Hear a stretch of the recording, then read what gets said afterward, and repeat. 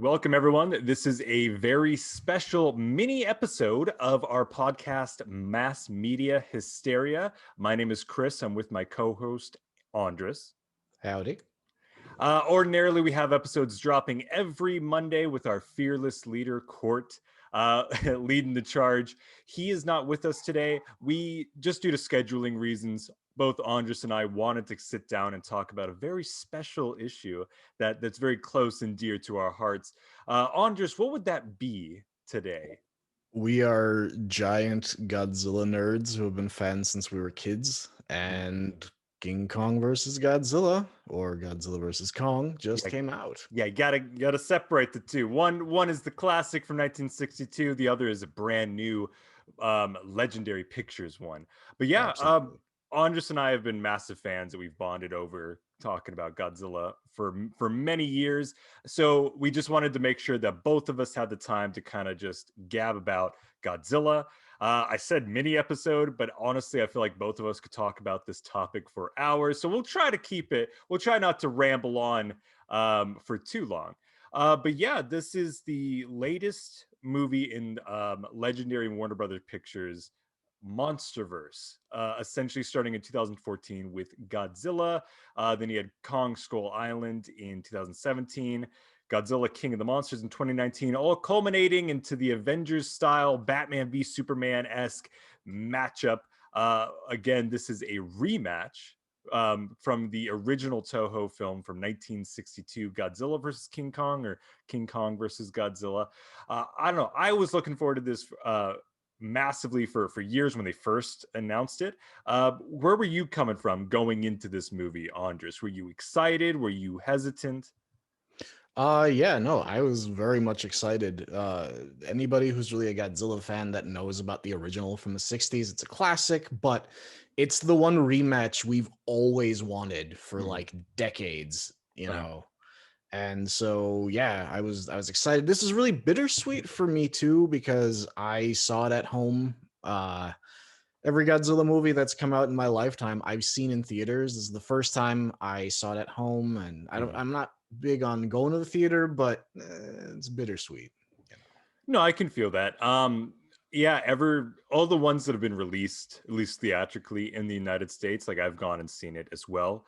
Obviously, there's plenty of Heisei era films that came out in the 90s that didn't get theatrically released here, but it's all right. I'm with you, and it's not only just that it's like for continuity's sake or for whatever of seeing things in theaters. Is that this movie just seems like if there ever is a movie series that demands to be seen on a big screen, I feel like it's a kaiju film. It's a giant monsters movie. You want to see the scale, you want to see it represented, and even if you have the biggest, best TV and sound system at home, it just, I don't think that it could compete with being in the theater to watch something like this. Exactly. Yeah. You need a monster-sized screen to see monster-sized action. Exactly. Yeah, so it is a bit bittersweet.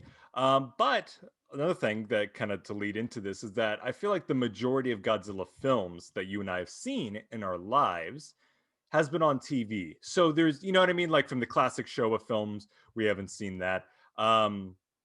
We haven't seen that in theaters. At least I haven't. Has there been any sort of retro theaters that you've seen playing those? Because I would check those out in a heartbeat. I've never made like a conscious effort to keep an eye out, but I might now, because it would be great. Hell yeah, dude. I mean, seeing an actual 35 millimeter print of something like the original Godzilla versus King Kong, that'd Hell be yeah. awesome. Yeah. Yeah. Do you remember when or how you got into Godzilla as a franchise? Yes, actually. Do tell. I will tell the story. I was about 7 years old. We had a Blockbuster near the house. We always used to rent, parents would let me pick one or two movies. I would always go straight to the horror sci-fi section. I was terrified of everything as a kid, but I still kept going. Yeah. And I remember there was the VHS. That's how far back we're going. 1994, folks. Oof. I am getting up there. So it was the box cover for Godzilla versus Biollante. I'd never heard of Godzilla, and I was like, what's this about? We rented it. I was in. It's a Heisei film. It's one of my favorites to this day, even I'll admit. But Mhm. once that happened, it was like every week we'd go back and I'd get a new Godzilla VHS, and then Mhm. it was an experience. Nice. No, that's awesome that you have like such a specific memory of that. It's yeah, because like Godzilla for me is it was one of those things similar to Star Wars in the sense that I don't actually remember the first time I watched it. I think Oh, my family just like introduced me at such a young age that I wasn't even retaining memories at that point. It was just like, oh yeah, Godzilla has always been a part of my life. But yeah, I grew up in the 90s as well, and we grew up in an interesting time because the 90s you could go through the Showa era. We should probably explain that real quick. What we're yes. talking about. So for people who aren't massive Godzilla fans like us, there's essentially I would say about now four. Would you say Yes. 4 or 5, including the Legendary Pictures Well, eras? Well, if you let's. Oh, go ahead, sir. technically, yeah, there are five, but if you're going just based on the Japanese one, then there's four. Okay. Yeah, and those are right starting from essentially it was eras of Godzilla films that were released during certain times in Japan, Yeah. and they're separated by different titles, different eras. So the Showa era, which were the classic Godzilla films, starting with 1954's Gojira, going Hmm. all the way up to 1975's Terror of Mechagodzilla. Yes. And there's 15 movies in those. Those are the classic ones that I think that ask your mom, ask your dad if they think about Godzilla, it's got to be one of those. It's Absolutely. and they're fun. I just got sometime a few months ago I got the Blu-ray Criterion collection of the Showa era, and they're all phenomenal. It's Oh yeah. it's everything you'd want. It's the cheesiest of the special effects, the goofiest of the Godzilla costumes, the goofiest of the premises, honestly, like all the plots and everything. Oh Um, yeah. but it's just like it's the golden age of Godzilla. Then in the starting in 1984 with the Hmm. Return of Godzilla in the United States was released a year later, 1985, or just Godzilla 1985. That was the beginning of the Heisei era, which ran from 1984 all the way through 1995's Godzilla versus Destroyer, which is Oh an yeah. awesome name. The Heisei was really interesting because they had Godzilla 1985 that was released theatrically here. Then they had Godzilla versus Biollante, which was in I believe HBO had Yeah. exclusive rights of it, which is kind of weirdly going full circle in a way. I thought that while watching the new one.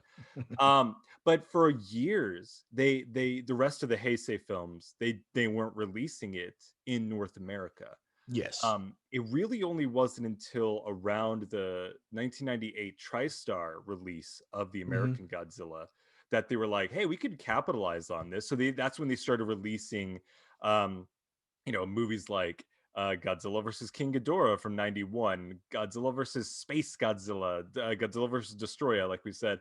Those started coming out on VHS, and those Yeah. were my jam as a Oh kid. yeah. Like, I mean, Likewise. I loved all of it. And like I said, we started off with the Showa era, but there was something about the Heisei that I think you'll agree was felt in this new movie, which we'll get into in a second. I'll stop with the preamble, but I love the Heisei era so much. I think it might be my favorite of the eras. It's definitely my favorite too. It was the Showa era got goofy after a while. They were Mhm. really marketing towards children towards the end until it got really bloody.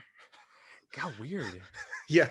But then yeah, the Heisei era, they were trying to be very serious, and what also helped was, we're talking mid 80s to the 90s. That was like Mm. the peak of practical effects, and everything just looks so amazing in those films. Yeah, and even kind of the special effects like the Godzilla's atomic breath and enemy pretty much in the Heisei films had some sort of ranged beam attack. Well, almost Yeah. all of them, besides Biollante, I suppose.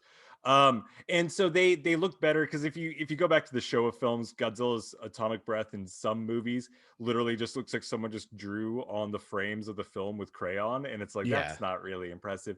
But in It's the Heisei eras, it was much more impressive. Like you felt this force, and it looked cool. It looked, at least on par with I'd say the lightsaber effects from the original Star Wars trilogy.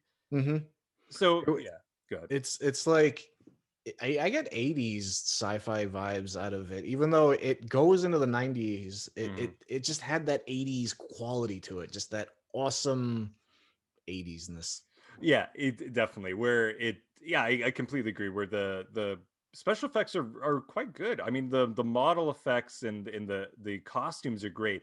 And I would never tell anybody that it's like if you're an adult watching it, you're gonna be fooled and you're like, oh, this is lifelike, or is this real? Is this a documentary? Like you're gonna obviously tell that it's special effects.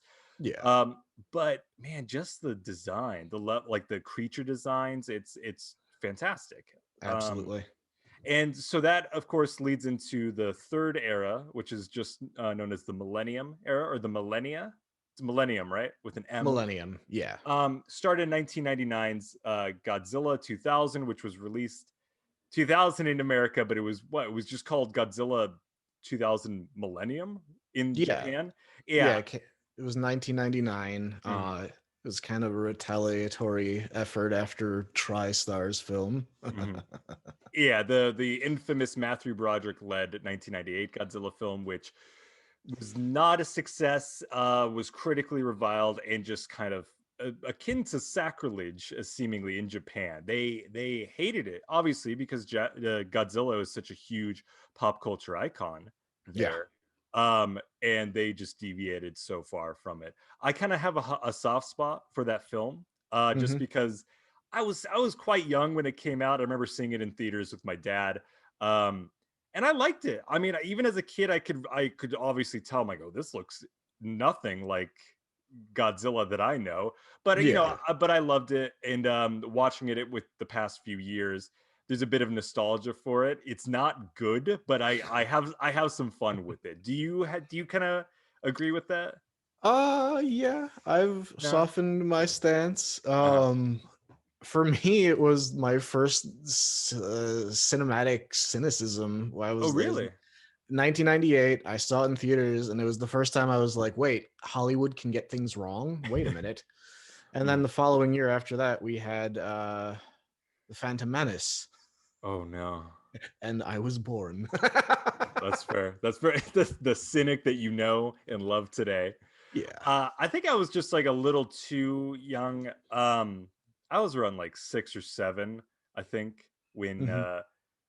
when the '98 film came out, and it was cool. It was like monster film, yada yada. So I liked it, but yeah, there was definitely a period not much longer when I came to the realization. I was like, oh, this wasn't a good movie. Phantom Menace was also not a good movie. My life is a lie. It was pretty existential. Yeah. But yeah, just so we wrap this segment up. Essentially, from 1999 was Godzilla 2000, uh, all the way up to 2004. It was the shortest of the eras so far, ending Yes. with Godzilla Final Wars. Essentially, it's what started out as, like you said, sort of a retaliation to the American film, and just kind of being like, hey, Godzilla is back, Godzilla is real, don't worry about the American one. Didn't result It resulted in some quality films. I quite liked the Millennium era, for the churn out that they had, but it wasn't that financially successful even in Japan. There seemed to be Yeah. kind of like a decline in interest for the character, for some reason. What do you think that was? I can't figure it out either because yeah, I've watched Millennium a few times and very interesting, fun films. Mhm. The effects are a little more stylized and less realistic, like the Heisei era before uh it. But I mean that's what I like about it though. It's they went bombastic, and my biggest appreciation is the fact that you can tell if you watch. I just rewatched Godzilla 2000 recently. Mhm. They were really starting to experiment with digital effects. I mean, they'd Yes. always done it, but in that film in particular, there's like shots where they've superimposed Godzilla into a shoreline and they're moving the camera. Mhm. It doesn't add up. It doesn't track well, but I have an appreciation for that. It's like, hey, you guys tried at least. Yeah. But yeah, no, I don't know why Millennium doesn't do well. Yeah, it might have just been, trends kind of come and go. It might have just been just kind of oversaturation, because like I said, for us, you know, we it'd been years since Godzilla films had been released theatrically. In fact, there was never kind of like a consistent time when it was being released. But for Japan, it was like, okay, they just went through the Heisei films from the 90s, you know, it was consistently through the 90s. So I can imagine from like 1999 to 2000, yeah, they're like, they've been there, done that. You know what I mean? Because it's just like, maybe they just felt like there wasn't enough time in between the two eras. And to be fair, I mean, Godzilla versus Destoroyah, that's a very dark. I mean, it's a tragic film. Is it spoilers to reveal what Oh, dude, happens? it's 26 years old at this point. Okay. Yeah. Godzilla dies an agonizing death throughout the entire film. He dies on screen. It was very controversial too. I appreciate that they did it. I mean, it was very bold to kill your on-screen character in such a way, but you know, that was 95. You go forward only a couple of years with the TriStar film happening, which wasn't accepted well. I can kind of see people being like, yeah, okay, well, plus, you know, you also had the Ultraman franchise, which had continued going. It started around the 60s. It'd been going, I mean, there was a bit of market saturation I could see, yeah. Oh, for sure. And around that time, there was arguably some superior kind of kaiju films that were also released in Japan, which was the Gamera Oh, trilogy, yeah. like, which is phenomenal, guys. Like, honestly, if you know, Gamera started out as sort of a clear knockoff of Godzilla from the 60s to the 70s and 80s. Oh, And it yeah. had an even cheaper budget than a lot of Godzilla films. So he was kind of a joke. Like, it was mostly just for kids.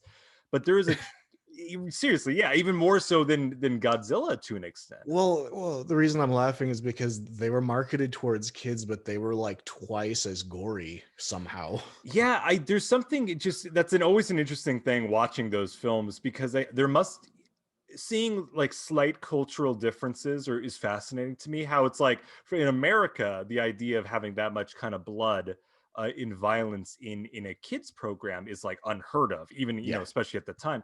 But I guess in Japan, just seeing the Godzilla films and the Gamera films, they're pretty bloody. So maybe there's just sort of like a more acceptance. Like maybe Japanese kids are just tougher than us, and they're like, it's blood, everybody bleeds. Yeah. You know what I mean? I don't know. Do you get that vibe? Because I've noticed that too. It is bloody, but it's everything else is so silly. Oh yeah, even going this far back, I mean, I'm an Ultraman fan myself Mhm. as well. So it's like Ultraman had some pretty bloody moments, and that was a show that was geared towards families and children. So Yeah. yeah, they're more explicit over there, which is Yeah. fascinating and wonderful. Yeah. No, it's cool, like cultural differences, which I find fascinating. Yeah. But yeah, I speaking of kind of like, oh, sorry, I was just gonna quickly say the point I brought that up was that the trilogy, the Gamera trilogy from the 90s, Oh yeah. completely turned that around. And it really was like the Heisei era of Gamera, where it was much more serious. The special effects are terrific, actually, like really, Fantastic. really good and dynamic too. Like there's a lot of like dynamic shots kind of framing the monsters. Even more so, it was even more kind of cinematically shot than a lot of the Heisei films of Godzilla. Probably because I mean, Heisei, I don't know what the timeline is, but I do know the Gamera films, they came out after the Godzilla Heisei era wrapped up. I don't know if it's the same people, but it could have been like a lot of learning was done Mhm. in the process. So yeah, no, because those films are fantastic. Yeah, no, that's a good point, because the Heisei Godzilla films ended in 95, and that's when the first Gamera film, Gamera Guardian of the Universe, um, came out. I love that movie, but there's just this random side note, but there's a moment at the end of that movie where Gamera essentially, spoilers, he saves the day, but in Tokyo, he saves essentially one city, and then the characters are like, Gamera, Guardian of the Universe. I'm like, all right, let's one city on one planet in one solar system, a universe protector does not make.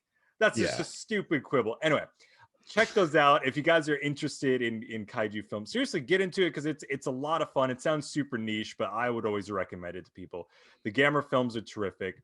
Like you, I enjoyed the Millennium films, regardless of kind of the box office reception that they had in Japan at that time. There's a lot to like from them. And I think that they learned their lesson by kind of giving Godzilla some breathing room. It's similar to, you remember how, like, Disney started pumping out the Star Wars movies and people were like, if you kind of keep pushing them out, it's going to lose a bit of its luster. Yes. There's sort of like an event factor of it if you keep it, if you don't just release 15 in a few years. People need breathing room. Yeah, and I think Toho, the original Japanese studio that owns the rights to Godzilla, that makes the Japanese Godzilla films, I think they learned that lesson because they waited technically 12 years before they released another Japanese Godzilla film, and that one, not only is kind of considered to be either the second best compared to the original or even better than the original Godzilla film, but it was also it's technically the highest grossing Godzilla film in Japan. It won the Japanese equivalent of the Academy Award that year because Yeah. it's the film, by the way, I didn't even say the title yet, is Shin Godzilla, which is absolutely phenomenal, and it really does earn all the praise and accolades that it gets because it's a hell of a film. Hell going yeah. going back to his Godzilla's roots of not really being a corny sort of kind of monster hero savior, but really being a metaphor for kind of humanity's failures and humanity's neglect towards fellow people and nature and everything.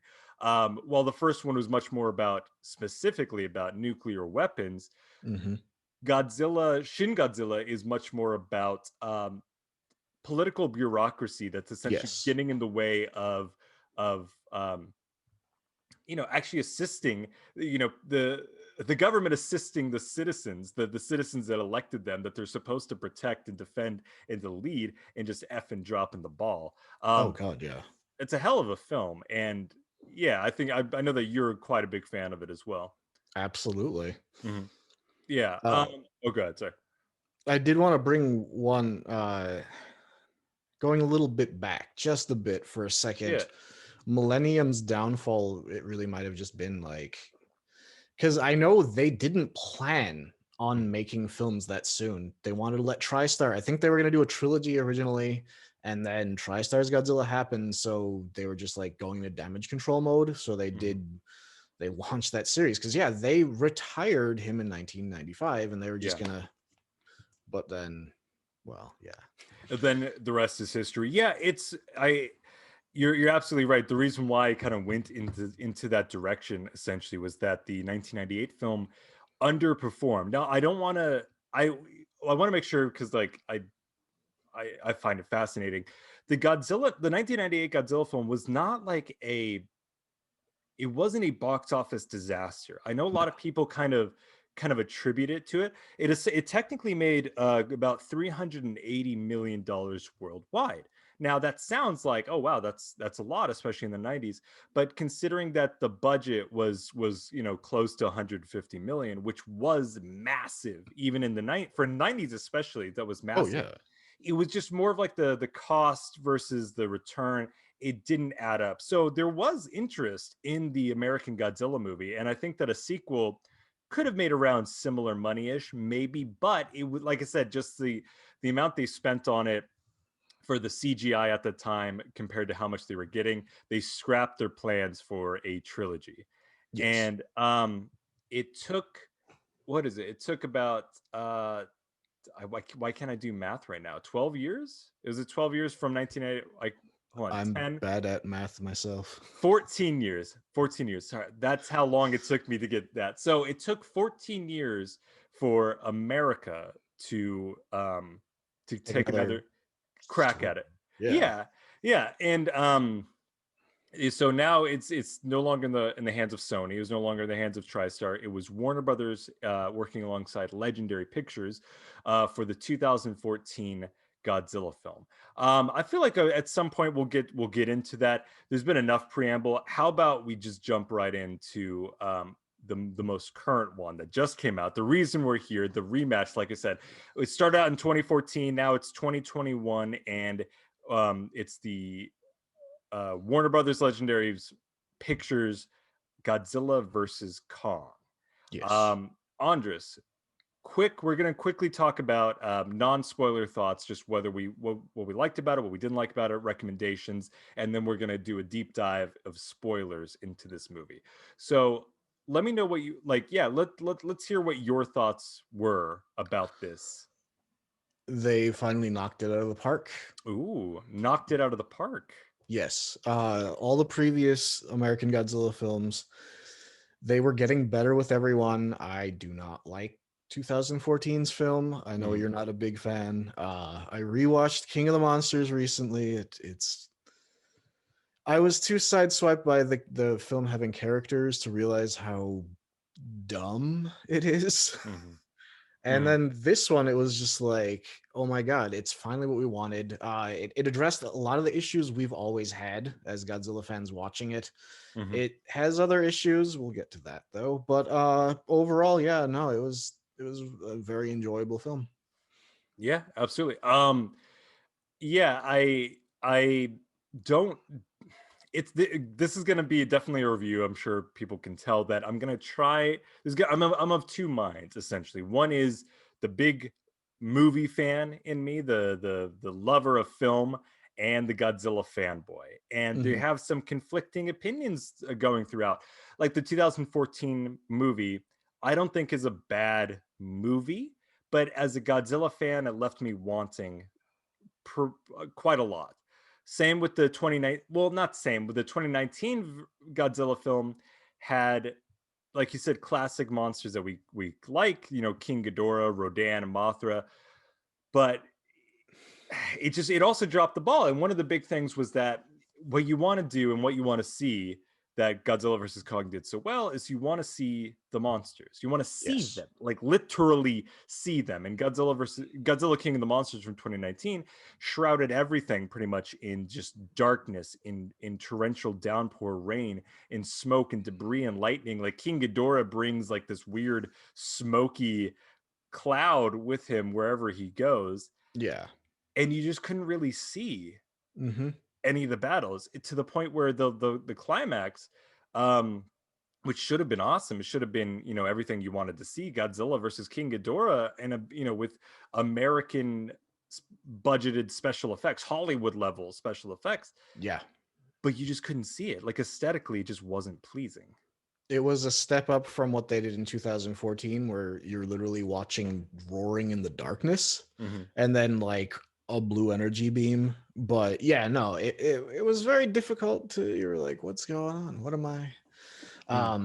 But yeah, no, with everyone, they've gotten better. And with King Kong versus, it is Godzilla versus Kong. That's the problem with Yeah, having two films with very similar names. yeah. This new one, every shot you can see everything. It really sounds like they listen to the fans, because it's Mm-hmm. like the fights are in the daytime, Mm-hmm. they're in a neon city, there's like, and everything is so clear, no shaky cam, you just see this crazy monster action, Mm-hmm. which was great. Yeah, absolutely. Yeah, especially compared to the last Godzilla film, where the climax took place in Boston, which I thought was an interesting choice. Like if you think about these movies, the Godzilla films, they always, it's mostly in Japan, but they can use it as like kind of an international kind of film. They can travel anywhere. Godzilla travels by the water, so he can pretty much go to any coastal town. And I feel like if you're just in a Hollywood board meeting and you're trying to pitch the film, it's like, okay, what city should he attack in? What city should the final battle be? Boston. And Yeah. I'm not hating on Boston. I'm not saying it's a bad city, but it's not really one that you would think of as like, oh, that's a cinematic, what a gorgeous like downtown we have that would Yeah. be awesome to see destroyed. That's another thing that Godzilla versus Kong did correctly. The final battle takes place in Hong Kong. And while there are fights that take place during the day, there's a big, Godzilla versus Kong battle that takes place at night, but it's in this beautiful city. Hong Kong is absolutely, it's gorgeous to look at on screen. And like you said, it's all the buildings are lit up with neon. And so it's well lit. It's at night, but it's still well lit, and you can still tell what's happening at any Yeah. moment. And there's no insane amounts of blur. You can actually see the details Hmm. on everything, which Yeah. is Hmm. that's the biggest thing. You don't want a bunch of blurs and roaring and loud noises. You want to see what's happening. Exactly. Yeah. So yeah, just like non-spoiler thoughts. I think that as a Godzilla fan, this definitely delivers with everything that you want to see. If you're a fan of Godzilla, if you're a fan of King Kong, or if you're just a fan of, giant monsters battling each other, I'd say this is an absolutely must watch. As far if you're kind of like on the fence about it, if you're not like diehards like us, I think that it's a movie that you can still be enjoyable. It's a dumb popcorn flick that I hate the expression of like turn your brain off, but it is kind of true here where it doesn't make any sense. It's far more fantasy than it is science fiction, even just Yeah. the leaps that it goes. You're not gonna care much about the characters. Um, but it's still an entertaining movie. It's under 2 hours. It flows. It flows really well. It's got some terrific pacing at parts. So you don't feel like you're in the slog of characters that you hate.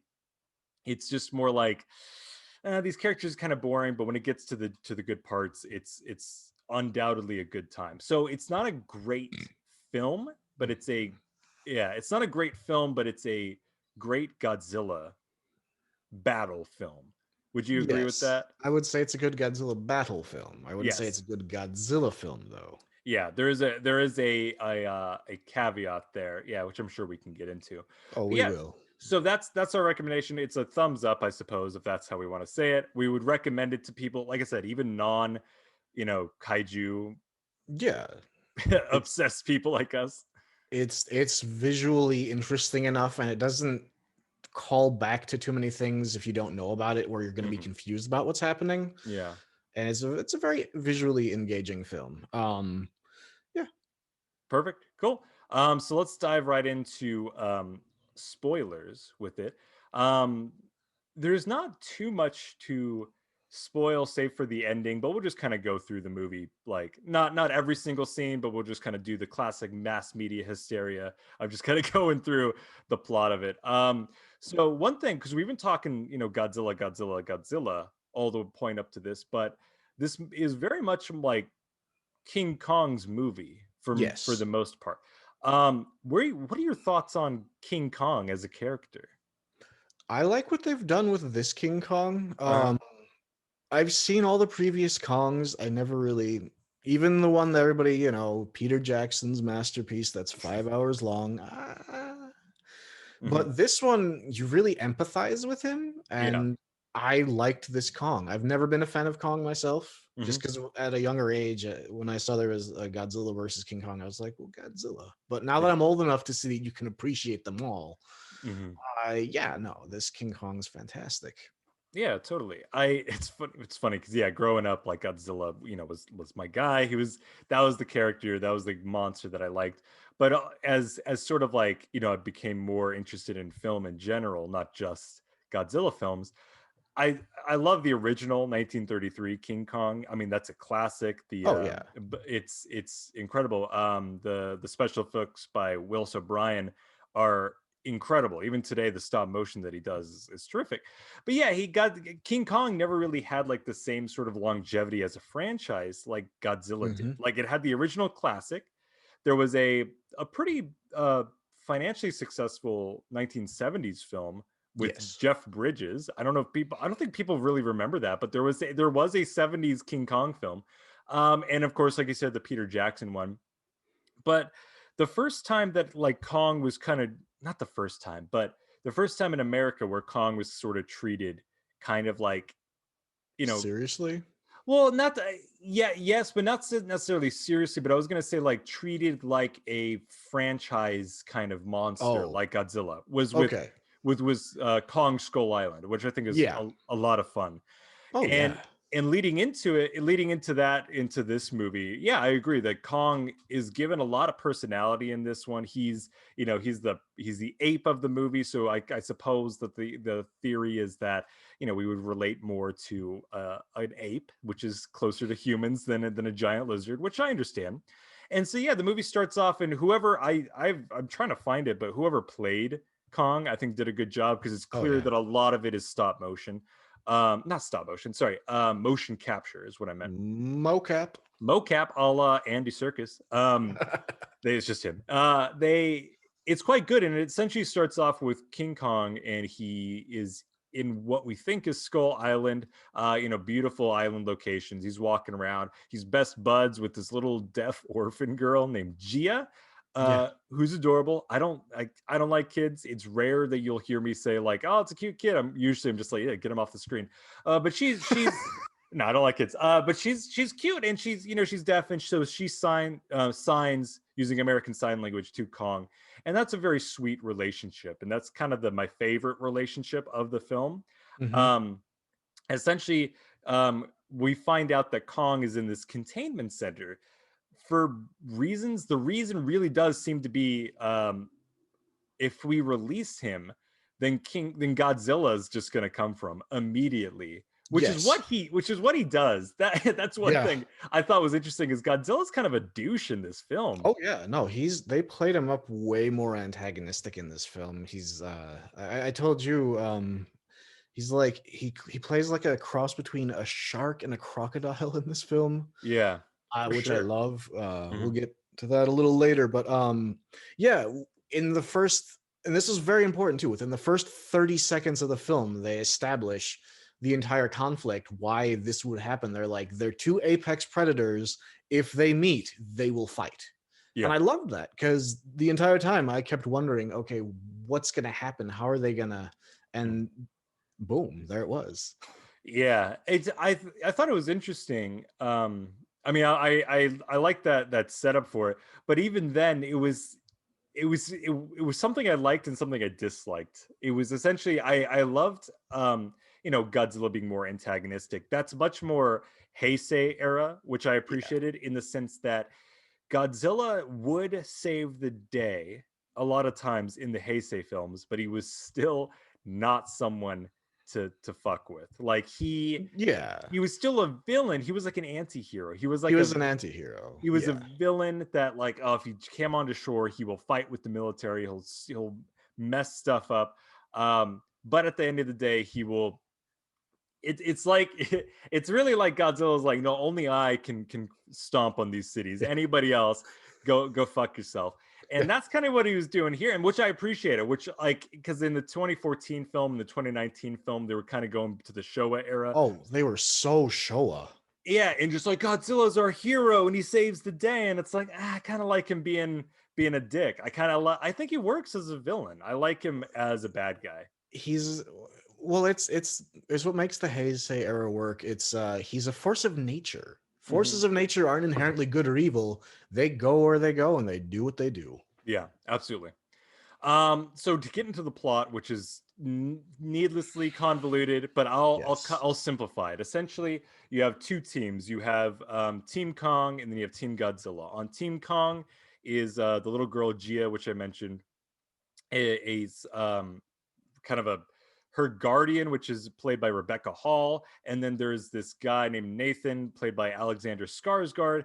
Essentially, they are trying to use Kong to find what's known as the Hollow Earth. Essentially, he has this theory that there's this theory that the Earth is hollow, and at the center of the Earth, instead of a hot, molten core, is a whole other ecosystem, blah blah blah. Very H.G. Wells, very Journey to the Center of the Earth. I'm fine with it, but essentially they need to use Kong to find how to get there, which doesn't make sense because Yes. just that's it. It doesn't make sense. Yes. It doesn't was Yeah. they're like, we need him to home in, but my whole thing, my head started hurting at that scene because I was like, wait, we're gonna jump a little ahead just for a That's fine. second That's fine. because they take him in Antarctica. We'll explain this in detail later, and then they have everything set up, and he goes in there, and it's like, well, it's right there. What did you need Kong for? I don't. Yeah, was it They I that's said it was like, they're like, well, it's the it was what it was, the patterns, the instinctive animal patterns, like salmon going back to their breeding grounds. uh But why would you need It didn't, yeah, it didn't quite make sense. It's Welcome to the problem this film has, folks. The script is bad and dumb.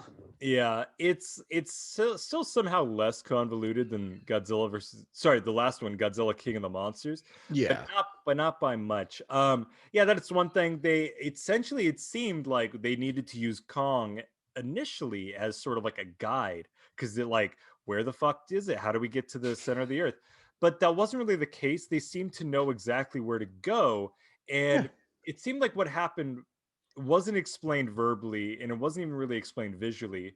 It could have just been a simple thing of like, there seemed to be like a weird door that opened up for Kong as he started going there.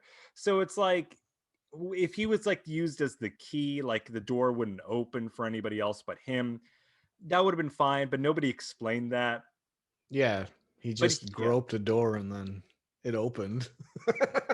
Yeah, well, that's the thing, is that he did that, but that was after they were already into the fucking center of the earth. You know what I mean? Yeah. Like, it's, I don't know. Here's the thing: if stuff like that is gonna, like, ruin your experience of it, I think that you're looking too deeply into this movie. Because, like, I know. yeah, no, I'm not saying you specifically. I'm saying the general audience, because I noticed that too. It was like, that doesn't make sense, but it's like, it's one of many things that you're just like, whatever, I'll go with it.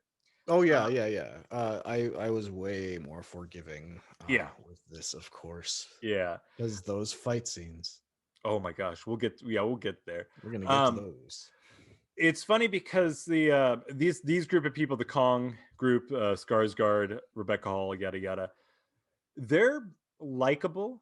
They're likable enough. They're not given much, and this is one of my big complaints with the film, is the characters and the fact that they have these two separate groups. Because there's another group that's the Godzilla group, and their whole mission essentially is, there's a big bad corporation, which is one of the few, I think, kind of references, not references, but it reminded me a bit of the original Godzilla versus King Kong, where it's essentially like capitalism bad. That was Yes. undoubtedly the theme of that film.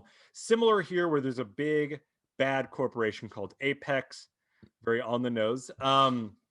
And there's a character played by Brian Tyree Henry from Atlanta, from Get Out, as one of the comic reliefs, and he joins up with Millie Bobby Brown, who's from the previous movie, mostly known from Stranger Things, and the kid Julian Dennison from Hunt for the Wilder People in Deadpool 2. And they kind of go on a little adventure that's pointless, that is pretty much them trying to discover that Apex is up to no good, and they have a big bad secret weapon, which turns out to be Mechagodzilla, which was fun. And we have more. I'm sure, I know we have a lot of thoughts on that, Oh but yeah.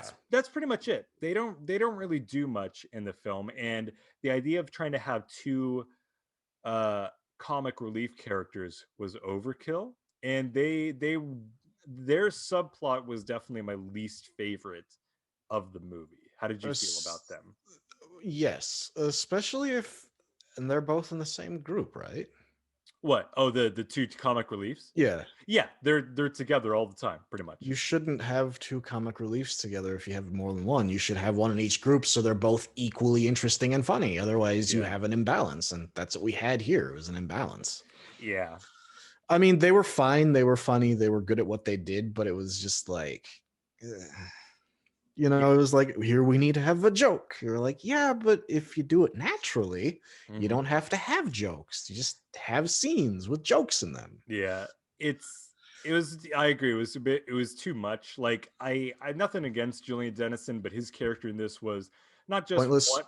Yes, yeah, it wasn't just the the he wasn't just comedic relief. He was the type of comedic relief that's like, guys, let's not do this. Come on, let's not. And it's like, we don't need someone nagging everyone, being like, let's Yeah. not go in there. It's like, we're on the adventure. Let's just go. Yeah, and he doesn't even have an arc. I don't remember. Did he have an No, arc? no, no. He was just there, and that was his character. Um, The on don't go there guy. the only one that kind of had an arc was Brian Tyree Henry, and even then, it was like the bare minimum of an arc. Yes. Personally, I don't think that this was necessary. This entire group, I think that you could have cut it. If you kept the movie at the same length that it is now, keep everything with the monster battles and everything, but use that extra screen time to flesh out the Kong group more. Mm-hmm. I think there could have been something there, because I was getting sort of like a, almost like you could have done like a Jurassic Park thing there, where there seemed to be hinting at some history between Alexander Skarsgård and Rebecca Hall, that they Mm-hmm. never, like, something like they maybe dated in the past or they knew each other, and that was never really explored. You could have had a thing where, like, maybe Alexander Skarsgård's like, doesn't like kids, but he grows to have a bond with Gia or something, the little deaf girl. Um, have something, because they weren't dislikable and nobody was annoying in that group, but it's just because we had to share screen time with the monsters and with a whole other trio of characters, it just felt like you didn't spend enough time with them and you didn't really care for them as characters. It was a step up from 2014, which uh had no characters in it aside uh from Bryan Cranston. mhm, But yeah, the legendary Godzilla films, they don't write good characters. mhm. This is their fourth film. I mean, I can't say all of them because Skull Island, I remember being, yeah. It was entertaining, and But yeah. but the Godzilla films, there's just, it's like every time you're just like, they're characters, they have Mm. purposes, but they're not yeah. Yeah, they're just kind of nothing. And I'm not saying that it would have made it infinitely better, but I think that, like I said, if you just kind of focus the time, instead of spending it with three other characters, just spend it with the Kong team. And Yeah. because, like I said, it's especially because the other group just really did nothing to affect the plot, like Yeah. except for one tiny thing that they did at the end, and you didn't need it. You could have just, had whatever. So that's essentially the human characters, and all the way through they're kind of pointless. But the main treat really is the monsters, and Oof. they Is it a they treat? yeah, and they don't mess around with it. It starts off pretty quickly. We see Godzilla early in the movie as well. He's tearing shit up in Pensacola, Florida. He's tearing up that company that we're talking about, their headquarters there, Apex, and they're like, oh, why is Godzilla doing it? Why is he attacking? It doesn't make any sense. We find out later in the movie that it's because Apex is building a Mechagodzilla, which is awesome. And Yes. Godzilla, like we're saying, is a douche. And just the mere the mere thought that there's another apex predator out there, he's like, I gotta, show him who's boss. And so essentially that's what happens. So the Kong team, they take Kong out of his little sanctuary and they're bringing him to Antarctica, initially via boat. And during that time, Godzilla, I don't know, sniffs him out. He gets the Kong vibe, and he knows the King Kong's there. He's part shark in this film, so he Yeah. smells the Kong in the water and he goes for it. Oh yeah, Kong's hand was touching the water. Oh Yeah, my god. yeah, and so that leads to the first bout between them, where Kong is essentially strapped to this aircraft carrier, and Godzilla is like, "Nah, this can't happen." So he starts attacking him. And so, what did you think about that first kind of battle between them? It was well shot, well lit. It was engaging. It was great. It was a throwback to the first battle in the original King Kong versus Godzilla because Mm-hmm. he's strapped to the boat and then things happen. Yeah. Um, and you feel for Kong and you're like, uh, Godzilla, what are you doing? Yeah. Yeah, that's what I mean by because, like, the whole battle essentially accumulates where Godzilla's not even trying to kill Kong. He just literally wants him to submit. And I'm like, just relax, buddy. Like, talk to him. No, but so they battle, and I agree. I think it's really stylishly directed. There's a lot of really cool shots, kind of like from within the cockpit of Oh jets, yeah. as you see the monsters in the background. There's a cool shot where the aircraft carrier is tipped over, and so it, like, the whole camera kind of tilts, so it's like you're disoriented and everything. um But and the, like disoriented in a good way though. That's the yes, difference. yeah, it wasn't like you can't tell what's going on, like it's smoke. It's literally just like it's like the camera is strapped to the side of the ship, so when it gets tilted you feel like you're falling backwards and everything, and Yeah. it's interesting. It's like I said, it's beautifully choreographed too, just like the way that the battle unfolds. And Godzilla just, destroys. Like Kong kind of holds his own, but it really just essentially turns into Godzilla dragging him underwater. Yeah. Yeah. Trying to that at that point it was like he was so frustrated that he wouldn't submit it. He's like, okay, you're gonna die now. Yeah. Yeah. Drags I him know. underwater, wraps his tail around him, and he's choking him and he's squeezing the air out of him. It's just like, oh my god. If there wasn't any sort of military intervention, because they sent like, I don't know, weird shockwave things to kind of break it up. Yeah. Yeah, Godzilla would have won right then and there. The movie would have been 30 minutes. Godzilla would have just drowned King Kong, and it's like boom, done. But yeah, no, I thought it was a great first battle. It was already the best battle out of the American Godzilla films, and it happened under the first hour mark, and I thought that was impressive. Let's see my notes. The first fight was at 40 minutes, which is like perfect. You're like, that's when that should happen, and it did. Yeah. For comparison, the 2014 Godzilla film, Godzilla didn't even show his face until 1 hour in, and then immediately cut away, so you didn't even see a battle. Do you see the change? Yeah. So he's talking about the movie. Yeah. So it's a terrific first battle. Cute little Jaws reference. At least I thought it was a Jaws reference. I don't know if you caught it. Two. Okay. What were the ones that you saw? I want to see if we agree. The first Jaws reference. Wait, let me see. No, it's reversed. The first battle Jaws. The first Jaws reference is there's a battleship fragment that snags onto his tail, and it's acting like the buoy going over the water. Yeah. And then the second one was they were using his dorsal fins as like Jaws's fin in the water when he'd go around. I was very surprised. I was like, Spielberg had nothing to do with this. What is with these Jaws references? They love. I mean, Jaws. Who doesn't love Jaws? But yeah, movie. I thought I could definitely see the dorsal fin kind of mirroring like a shark's fin. But it was the battleship thing is what stuck out in my mind. But like you're saying, it got stuck on his tail, and it was essentially like a buoy above the water initially. Yeah. But then he just drags that shit down. Yeah. And it was a similar kind of like in Jaws when he drags the buoys down. You're like, oh, this is a tough fucking shark. And then this is like, well, yeah, it's Godzilla, so of course it's much bigger. So yeah, terrific. Before it's less than halfway through the movie, and it's not much longer before more of this fight or this caliber of fight happens.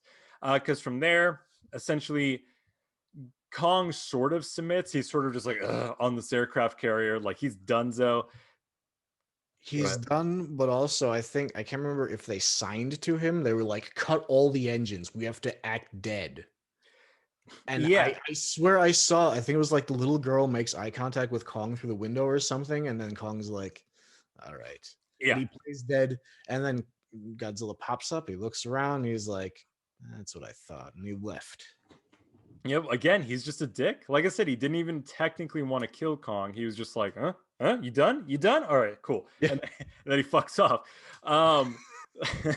So then they have like the bright idea where they're like, well, we can't, if we start the boat's engines up again, then Godzilla's gonna just come and this is gonna happen again.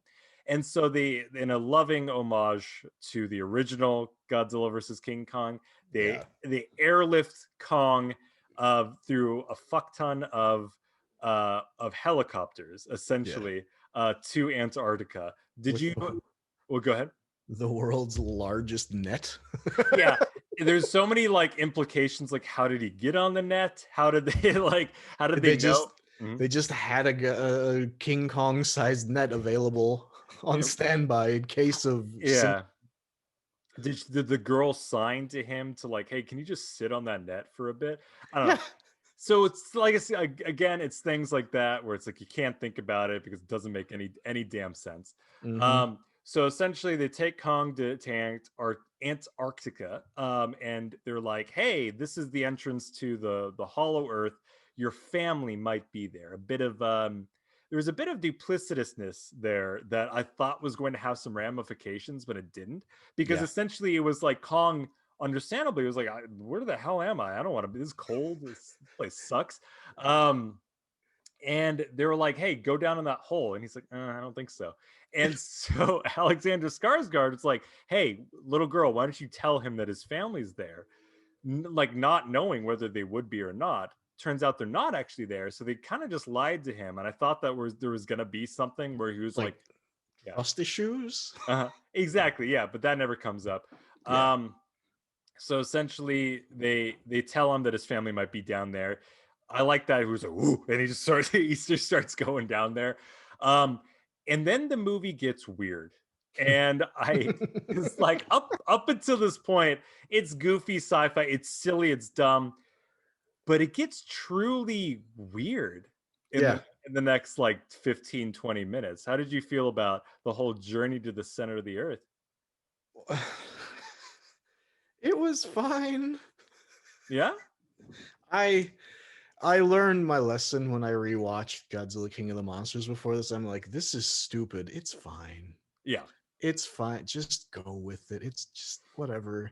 My girlfriend even pointed out, I was telling her about it, and she was like, wait, if there's a center of the earth, how are there any volcanoes on the earth? I'm like, don't worry about it. Yeah. There's so many questions that there's no answers to. It's sort of weird because they say it's like a hollow earth, but it seems like they also go through a portal. Like they go through a weird like dimensional portal. Oh yeah. There's a light show. Yeah. Oh yeah. There's a total 2001: A Space Odyssey reference right there. That is another thing about this film I'm going to mention real quick. If you've seen it, you know what I'm talking about. Throughout the film, you get like Universal Studios dark ride feels through this. Like there's a few shots, like that's one of them. There's another one where like they fly by Kong's mouth and you're like, I'm on a ride right now. Oh yeah. In those machines called heaves that they never, did we ever get an explanation what they were short for? Because it was like, it was an acronym for something, but it was just heave. Hella expensive, awesome. I don't know. They didn't say anything. Because you will be heaving when you ride in this thing. I mean, they do give barf bags out, so that's true. Because there's a weird thing about the gravitational pull. Like you said, they go through a portal, they to another fucking dimension. It seems like in the center of the earth, where essentially there's like mountains on the ground and there's mountains in the sky. So it's like it kind of mirrors like a earth sandwich. There's sunlight down there for some reason. Somehow and once you fall down there, the gravity just inverts immediately. So that's why they needed to have these ships. It's whatever. It's goofy stuff. I liked it. Like that's what I'm saying. Where like it got weird, and I was kind of for it. It was fun, but you're like, this doesn't. It's Shh, quiet brain. Yeah. I turned it off. I was just like, no, my brain. I mean, I was just like, whatever. This is what's happening right now. Like I said, it's like H.G. Wells's Journey to the Center of the Earth, where it was like early, I don't know, 1900s or 1800s. Where it's like that kind of fantasy where it's like, what's in the middle of the earth? I don't know, dinosaurs and shit, whatever. A world. Yeah, exactly. It's another world.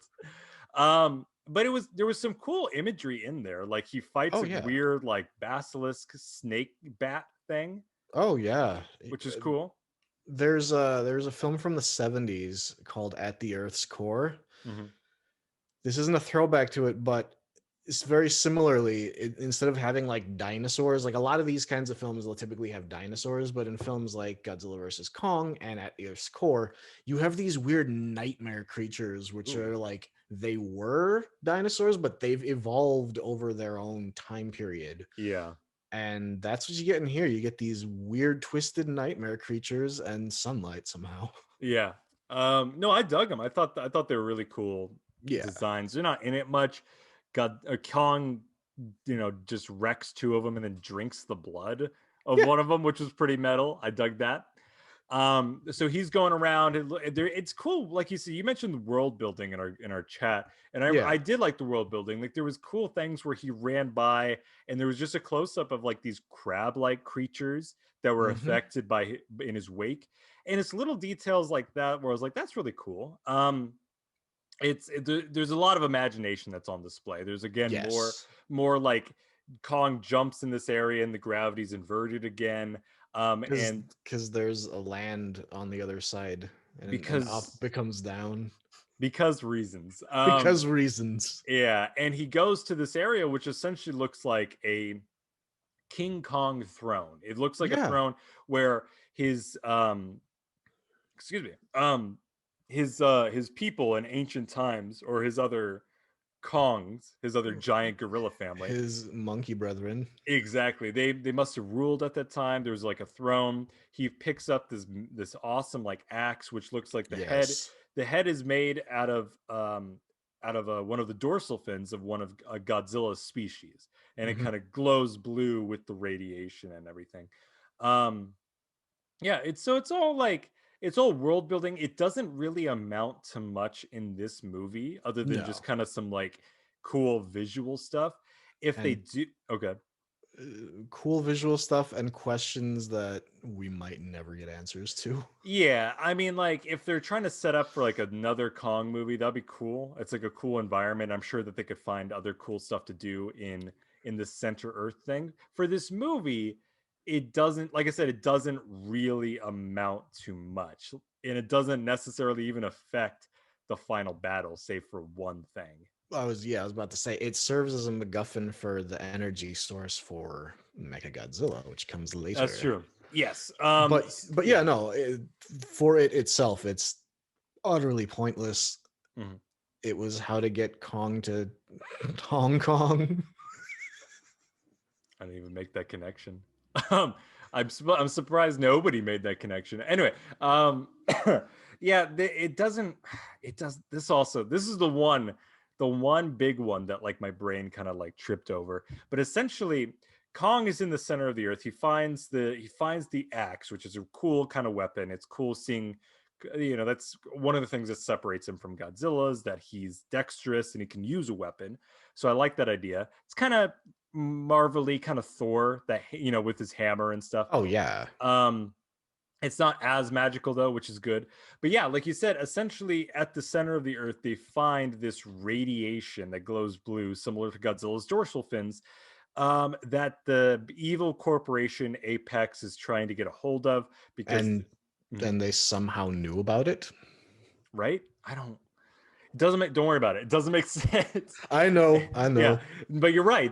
How the hell did they know that this was there? How did they know it would work? But they get their hands on it, and it powers up essentially Mechagodzilla, because they've been building Mechagodzilla, and he's stationed in their facilities in Hong Kong. Once he's awakened, this draws Godzilla to Hong Kong. So he's there. He's all pissed. He's like, nobody is stronger than me.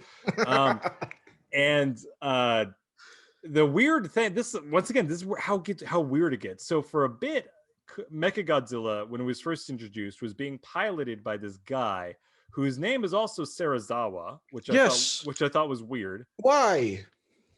For those who don't know, in the original Gojira, the mad scientist with the eye patch that helped save the day was named Dr. Serizawa. In the American Legendary Picture one, starting in 2014, there was a character played by Ken Watanabe, who's also known as Dr. Serizawa, as a reference. Yes. So he died in Godzilla King of the Monsters, both of them. He died in the 2019 one. And then there's just this other character that's named Serizawa. Now, it was his son. That's what I figured, but there was nobody really referenced it. And I feel like that if you're going to make that connection, someone could have done something with it. A scene where they're just like, hey, don't you feel weird that your dad... They could have, oh my God, do you realize? Yeah. They could have made a scene where he could have been like, yeah, he loved Godzilla more than he loved me, or just something like that, just to give him some depth, just anything. That's exactly what I was going to say, is that, like, if you're going to make that connection, do something with it. Especially because, he's an Asian character, like, give him some more to do, especially in a Godzilla film. And like you said, you could have had that specifically where, like, my father died because of his research for Godzilla. There you go. Their whole plan was essentially, to build Mechagodzilla as a defense force, which for the most part made it seem like that's not a terrible okay, it's a dumb idea trying to make a mech that looks just like him. That's stupid. That never makes sense. I know. However, I love it. I love it because it's silly. But It's pulpy. the company, for the most part, besides having the character be like mustache twirly evil, their motivation wasn't evil. Their motivation was literally like, hey, let's have something defend against Godzilla and all these other monsters, right? In case the events of this third film were to happen. Because that's the thing. The first two films, he's very much Guardian of the Universe. Yeah. And then this one, he's just like, hey, you know what? I woke up on the bad side of the bed. Let's mess everything up. I'm gonna antagonize a monkey for a film. Yeah. It is. I don't know if this is giving them more credit than they deserve, but I mean, in the Showa era, he did have that happen, where he would be good in one film, bad another. I don't know if is that a reference? Is it just because they're like, we need to make this happen? Yeah, like I said, I don't mind Godzilla being, villainous. I like that. But you're right. Continuity wise with the other films doesn't quite line up. Because he's like beyond a hero in those two films. Yeah, he's saving cats out of trees and such. He really is. He's like, this is yours. I squished it. But yeah, so they have Mechagodzilla, and he was originally piloted by this guy, also named Sarazawa, which they don't do anything with that connection, so they didn't need to call him that. But it's being powered by the skull of King Ghidorah, which has still some DNA, energy, wavelength, telepathy. Whatever, man. Doesn't make sense. But I did like it. I was kind of like, when I was watching it, and they were like, the Mechagodzilla is powered by the head of King Ghidorah. I was like, because that does seem like something stupid and goofy that would be in a classic Godzilla film. It would be in a Showa film, yes. But the weird thing is, in Heisei, the Heisei era, you had Godzilla versus Mechagodzilla 2, which had a very similar premise, kind of, company building a Mechagodzilla, incorporating elements of Ghidorah, but the big difference was they were incorporating mechanical parts because it was Mecha Ghidorah that they were taking the parts from. Here it was just like, you're making a referential connection, but it doesn't telepathy. What? It's similar though, but it's not. Here's the thing, it's also similar to Godzilla against Mechagodzilla from the Millennium series, because in the Mechagodzilla in that one, Kiru, which is one of my second favorite Mechagodzilla design. The mechanical body is built over the skeleton of the original Godzilla, and there is some weird telepathy shit going on, so there's precedence.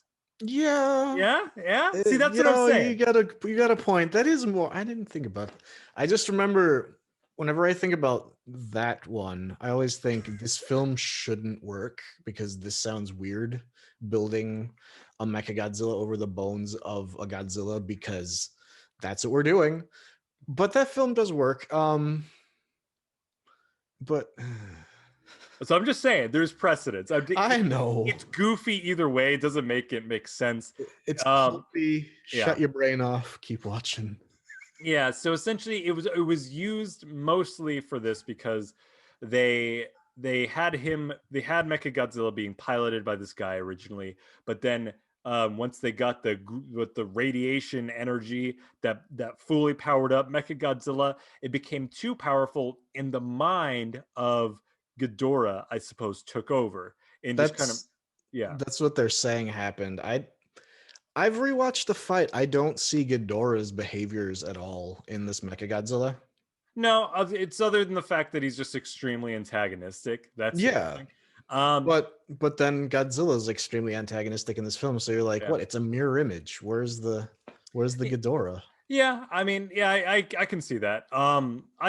It was an interesting way because Mechagodzilla has had different origins and shit for every single one of his appearance. So this one, where I was like, it's kind of cool that it's Mechagodzilla, but it's like King Ghidorah's mind that's in him.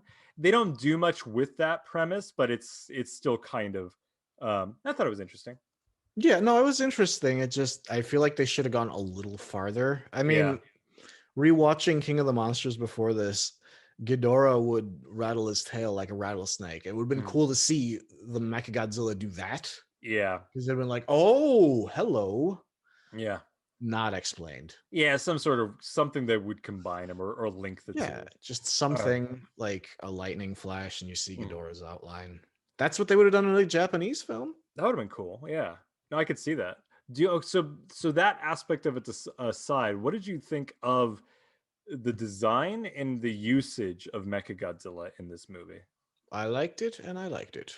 Okay. All right. Well, yeah, we'll get to that once he actually like joins the battle. Essentially, Yeah. the biggest sort of mental hurdle that I had to go through was what happens next. Okay. Because like it seemed to break the film's own logic. Like none of this shit makes sense, but I was riding with it. But there's a point where Godzilla's in Hong Kong and he can feel in the center of the earth that Kong Yeah. is dicking around with that axe. Ancient crap, and Yeah. I know what you're about to say. So Godzilla just starts shooting his atomic breath down to the center of the earth. And I love Godzilla's atomic breath. I think it's awesome. Feels a bit overpowered in this moment where it's able Yeah. to drill to the center of the earth. Yeah. I like it where it's more like, it's powerful and shit, but it's not the like a lightsaber that is just going to cut through everything. Yeah, if it was that powerful, he would have been able to kill so many things in the other films by now. For sure, exactly. So I thought that was weird, but what the big hurdle for me is that it goes almost directly to where they are. Yes. And one, I'm not okay. Well, I was gonna say one. How are they right underneath Hong Kong? They just happen to be right underneath Hong Kong. So that's one. That doesn't make any sense. Two, what happened to the portal? Like, there seemed to be like a other dimensional portal that they had to go through, where it was a weird light show, and they pooped him out in like I said, a different dimension to get there. That was just gone. Apparently, you can just drill a hole directly to it. You know what I mean? Did you Yes. pick that up too? Yeah.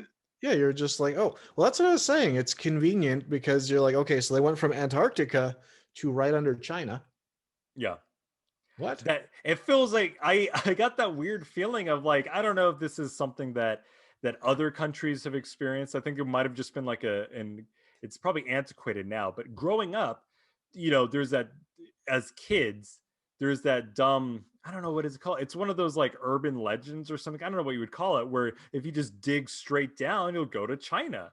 Do you know what I'm talking about? Yeah. That's what it felt like, where it's like, oh, if you just go straight down, you'll head to China. Like right there. Right, just right in the in the business district of Hong Kong. Okay, so that was weird. Like I said, I think I would have been more okay with it if when the humans and Kong initially entered into the Hollow Earth, that there wasn't a weird dimension portal that they went through. If it was literally just Hollow Earth, like, oh, it's like Swiss cheese, and they just go down there. But because they introduced that, I'm just like, what happened to the portal? Why? I don't know. I know. It's not okay. This is not important. We're finally getting it. It's all for setup for what we all came for, which was the proper fight. They're on solid ground. They're on even ground now. It's not Godzilla on home base in water, which Kong is out of his depth. Kong jumps down to the up to get into the hole, and he pops up into Hong Kong, and there it is. Godzilla and Kong are squaring off, and it happens. Just what are your thoughts? Just tell me your thoughts on this. Yeah. It was awesome. The CG in particular here. This is what it was like, it's bizarre how the fights, especially this one, it's like they're switching back and forth between being like stuntmen throwing each other through buildings and grabbing tails and throwing them. And then there's like these animalistic elements where like Kong is down, so Godzilla's trying to bite his legs off. And it's just like the weight of these characters in this fight. You could feel the weight on these, and these are digital characters where I was like, is this mocap? because it was like you also felt elements of like suitmation, which is that's what they call the fighting. For everybody who doesn't know, the Japanese, when they use the suits for the monsters, they call it suitmation because they couldn't do stop motion, and that's why they were like, hey, costumes. um but yeah, no, it was spectacular. And what's interesting is it doesn't feel jarring when they switch back and forth, and it just it yeah, that's what I got. Yeah, no, I thought it was terrific. It really is like the type of Hollywood Godzilla fight that I've always wanted to see. It's like um I was watching this other podcast called Double Toasted, and they kind of referenced they said something that I agreed with. It's like this fight is the fight that we saw as children when we were watching the Yes. original Godzilla films. Because like when you're young, you weren't like, oh, those are strings, that looks fake. You're like glued into it. Oh yeah. It's only until you're older that you're like, oh, the special effects weren't that great. So this is really like it made me feel like a kid again. Like Yeah. I stayed up honestly till from midnight and watched it until about 2 in the morning because I just couldn't wait. And it was like 2 in the morning, and my wife was sleeping, and I was just like, yeah, fuck you. Like I was just getting so into it because it really is well choreographed, and there's a great like back and forth ebb and flow between them in the battle where it's like Godzilla will land some great like punches and strikes and such, and then Kong will do that, and the Godzilla whip out his breath. And so it felt like pretty even keeled. And Yeah. there's like 2 rounds that happen at night. The first one, they even say this, goes to Kong. Because they've shown the shot a million times in the trailers, but essentially he uses that battle axe to absorb the atomic breath energy and then just whacks Godzilla right on the skull. And it's pretty brutal. Oh yeah. Yeah, I agree with you completely about the animalistic nature of it, where yeah, like I said, like after that, Godzilla's kind of chasing him on the ground, and he's kind of biting him. He was like a Yeah. rabbit. It was like a rabid dog, and he was actually kind of scary, and I Oh dug yeah. that. Oh yeah. Yeah, um I forgot what I was gonna say. Go on. that's it. No, I was just gonna say that. Yeah, I thought it was great. The CG looked terrific. Like there's some really good close-ups of them, and like the skin and the texture on the creatures are terrific. I remember now what I was gonna say. It's one again, going back a little bit to what I was saying, is like the fact that there's no crazy amounts of blur or shaky cam, or it's not a thunderstorm or a snowstorm, or it's pitch black. You can see everything in pristine condition. Yeah. And it's like, why didn't you do these in all these films? Because it looks amazing. Yeah. Yeah, it seems like in the other ones they were maybe afraid of either it looking too campy or afraid of the CGI looking bad. But yeah, this is it. Like this is what we wanted to see. Again, a great idea to have it in this location. Because a lot of Godzilla fights do happen in cities at night, especially in the Heisei films. Oh yeah. But it's always well lit, and they did that here. And having the neon lights kind of light up everything, I thought was great. Um, yeah, going back to like Godzilla is actually being scary. There's a point where Kong gets knocked down. And he's kind of like, "Whoa." And then it cuts, and Godzilla's like charging at him, and you really like you jump because it's like this. He's pissed, and again, he's not even necessarily trying to kill Kong. Like he will kill him. He doesn't have any qualms against it, but he just wants Kong to submit. Yeah. And they did something the director leading up to the movie said they were going to do. Director Adam Wingard, um, he said there will be a definitive winner, and there was, and it was Godzilla. Was there ever a doubt in your mind, or how did you feel about that outcome? I didn't think they were really gonna do it. I thought they were gonna just let, some sort of like either a distraction, or I kept thinking throughout, until we finally saw things. I thought the plot was gonna be that the Godzilla we've been seeing was a Mechagodzilla in a skin suit, and Yes. that's why he'd been so antagonistic. And then the other thing, once things got rolling and I saw it was really him, I was like, well, what's going to happen is Mechagodzilla's going to step in and break up the fight, and then they'll team up. But no, I was happy. And I totally agreed with the outcome. I've always felt like of the two, Godzilla is the more powerful being. I mean, he's got radioactive breath. Mhm. Yeah. That's that. Mhm. Fire versus fur. Exactly. Yeah, they even showed it like in the original Godzilla versus King Kong, the atomic breath, like I said, was powerful, but it was enough where like Kong could get hit by it and he's not dead. He's just like, oh shit, it's gonna burning me. Yeah. Um, but he could handle it. In this though, like Kong barely got kind of touched by it and he was like down for the count. And in fact, he spent most of the time just kind of avoiding the atomic breath. So it really did make it seem like, man, if Godzilla just got one good shot, it's over for this Yeah. monkey. And Yeah. and the fact that Godzilla was showing the restraint not to use it throughout the entire film, it leads credence to what you're saying. Yeah, he was Mhm. just trying to get him to submit, just like, hey, I am the apex predator. Yeah. Yeah. And to show kind of like it to kind of show his dominance, like he pinned King Kong to the ground. He was scratching at him with both feet. He pinned Kong to the ground. And was probably one of the best moments of the movie is that he's just fucking screaming at him in his face, like you're done, you're down. Yeah. And Kong replies, and in the trailer they make it seem like it's because they showed that shot briefly and it made it seem like they were both kind of like challenging each other.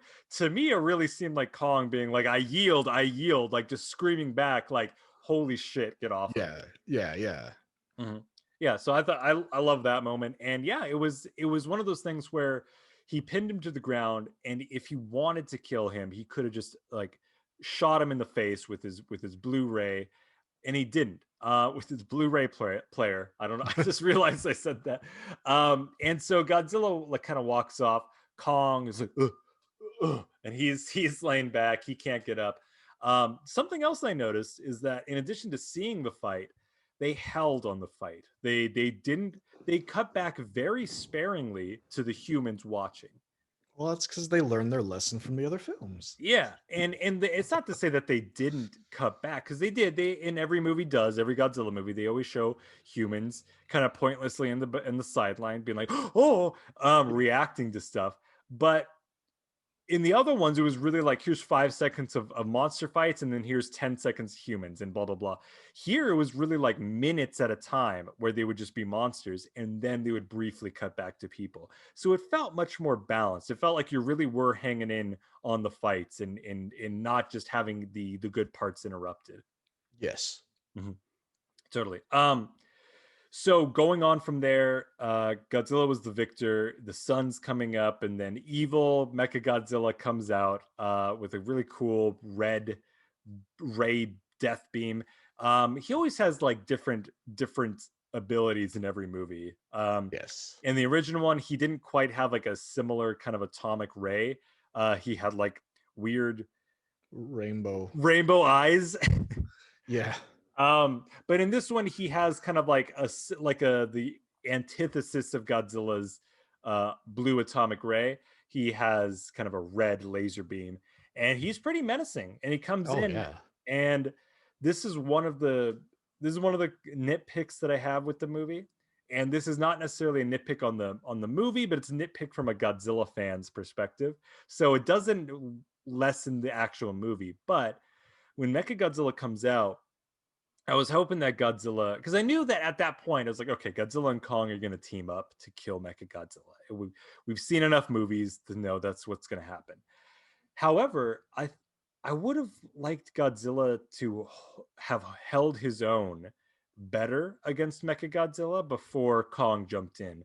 Because before Kong came in to help, Godzilla was getting his ass kicked by Yeah. Mechagodzilla. That's a good point. I mean, I was a little more forgiving because I'm like, well, he just had another, but no, he did kick Kong's ass very thoroughly in the process. So he wasn't too exhausted from the fight. Yeah. But yeah, no, I do agree that it should have been a little more. I mean, yeah, it's new technology, blah blah blah, whatever. We're talking about an animalistic force. Yeah. So I agree. Yeah. Yeah, I mean, like I said, it doesn't ruin the film or anything. I think what did it was that there were during this moment the humans were trying to revive Kong to be like, hey, you got to help and you got to take care of that. And Yeah. once they did, oh sorry, you have something to say about that?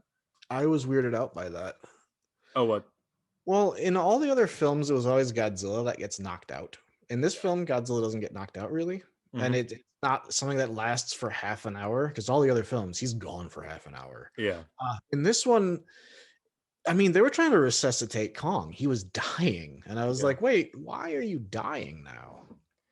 Godzilla just kicked his ass too good. His little heart couldn't take it. And for some reason they gave him like a giant like defibrillator thing, Yeah, which didn't make sense. It's using like, the heave.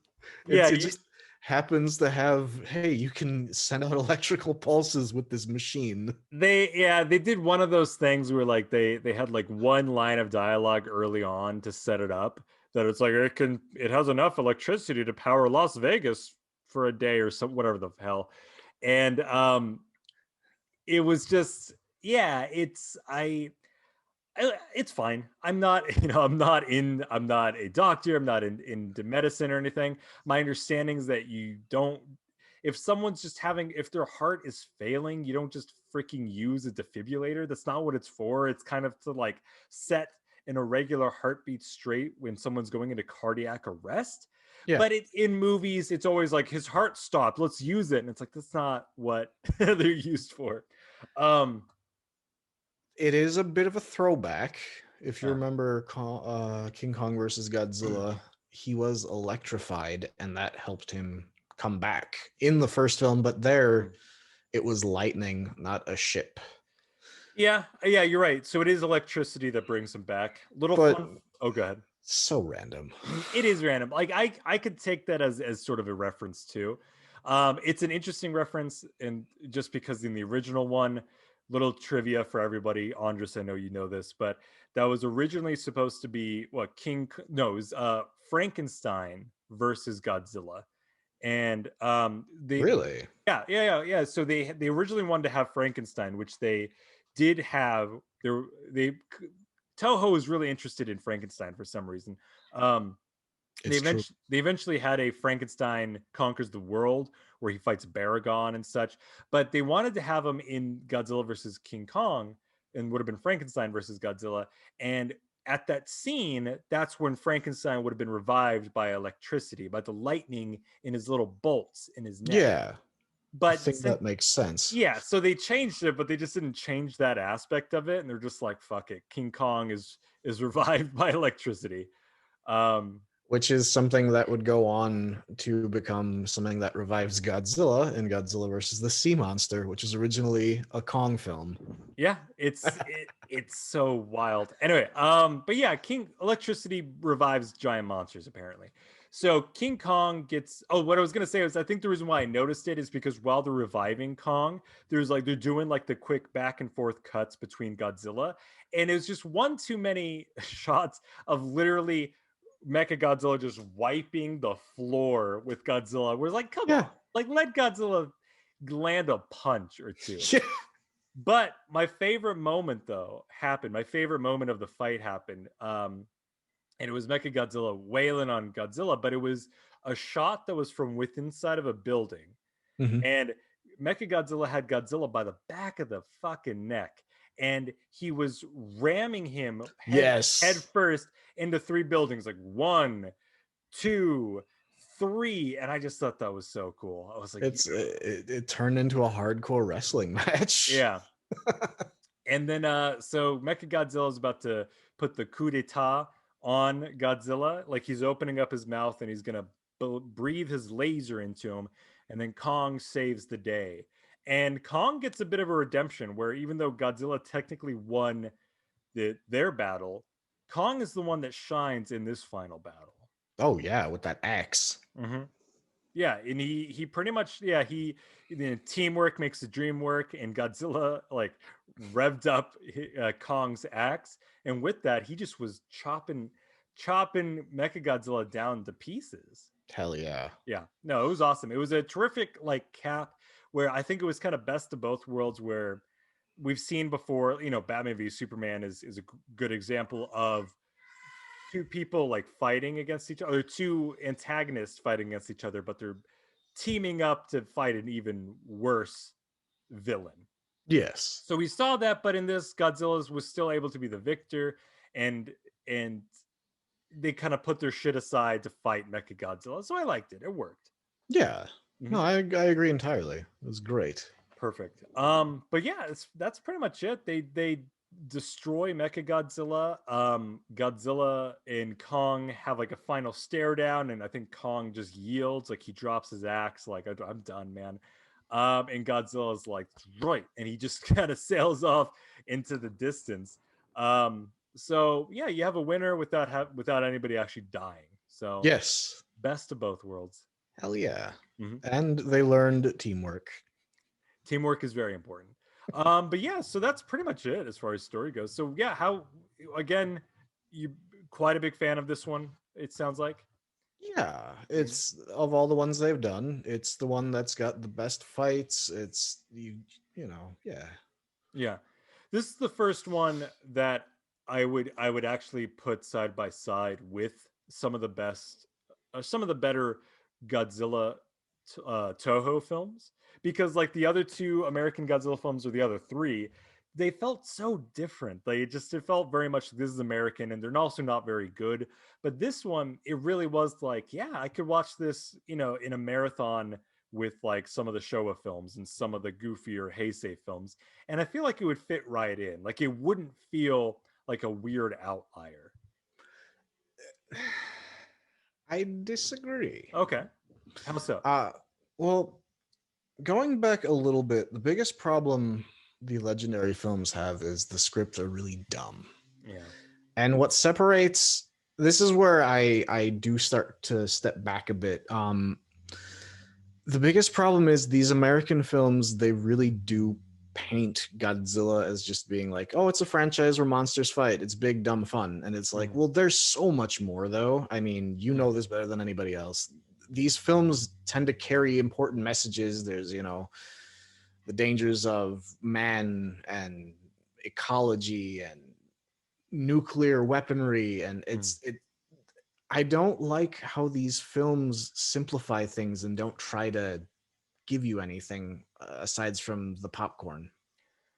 That's what bothers me so much about it, because it's like, even the goofiest like Godzilla movies, Godzilla versus the Smog Monster, that's an ecological film, and this doesn't carry that, which bothers me.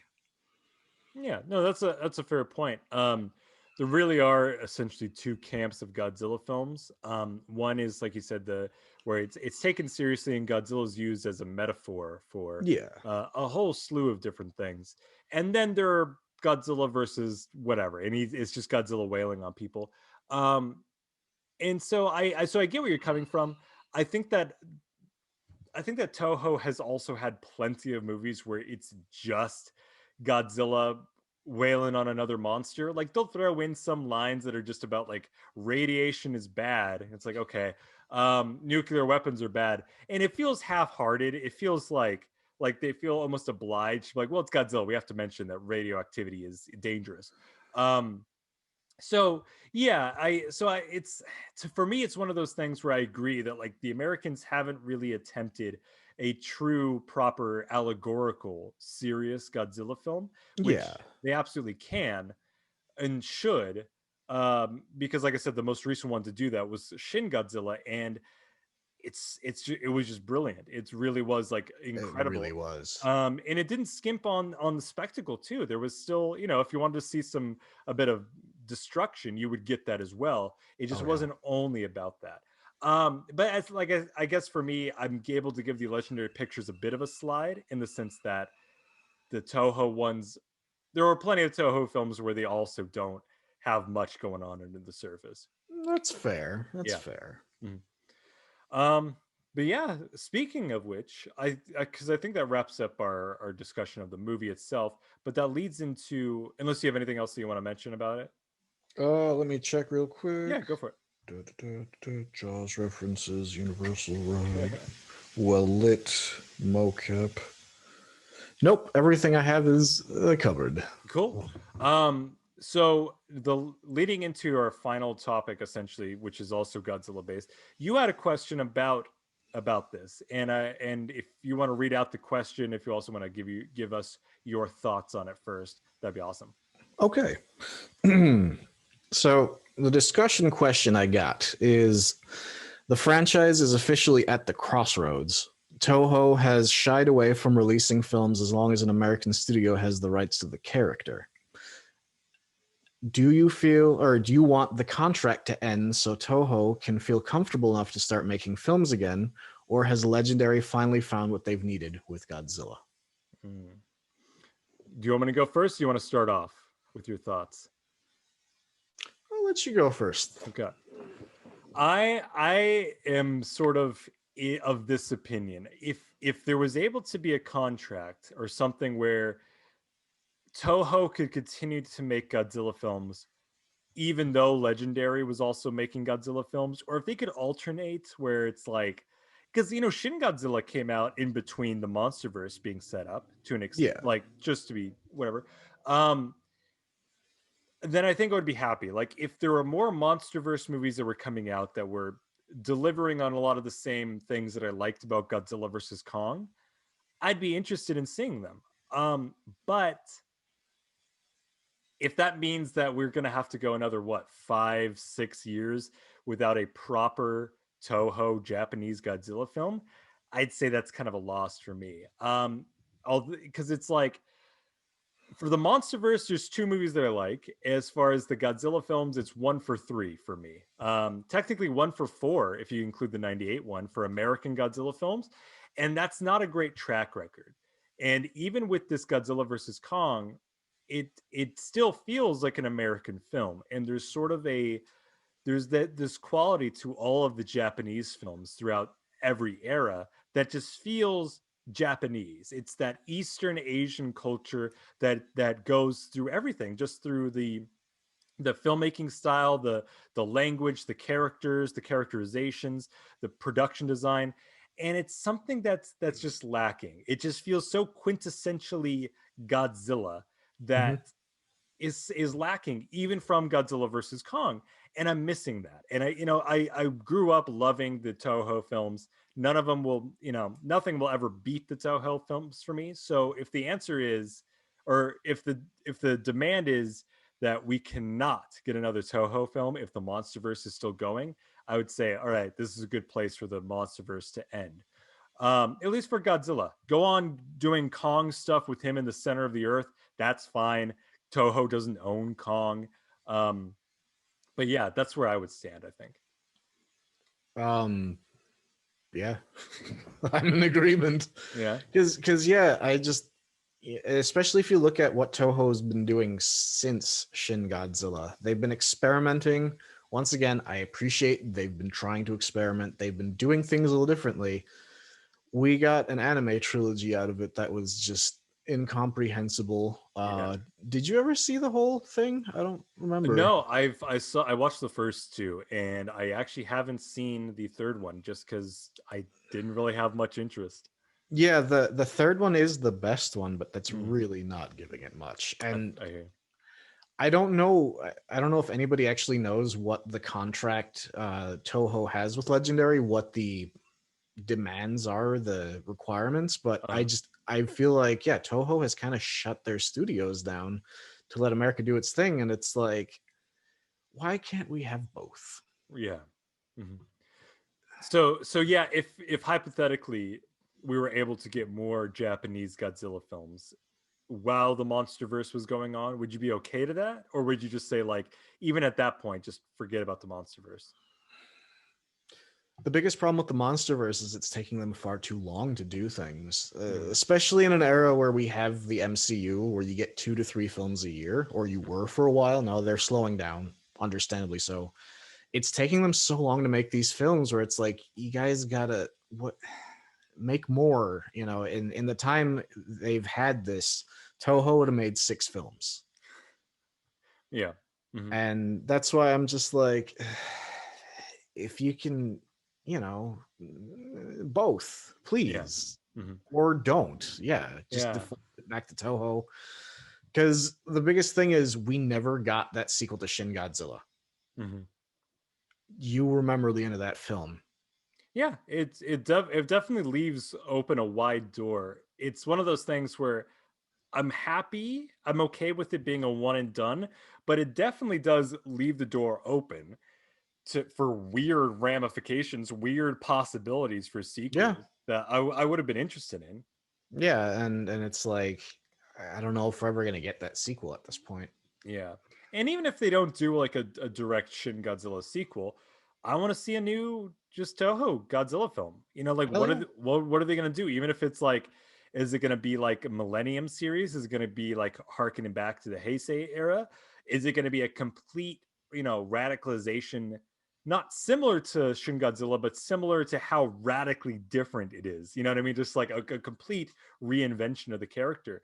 Yeah. Toho would absolutely take more risks Yes. than the American Godzilla films would. Absolutely. That's Yeah. why I respect them so much. Is I mean, they've had this character forever Mhm. and they've done so much with it where it's like, like you have so many different flavors of Batman, you have so many flavors of Godzilla. You Mhm. can't get tired of it. Yeah, exactly. Yeah, so I think that we're both in agreement of that. Yes.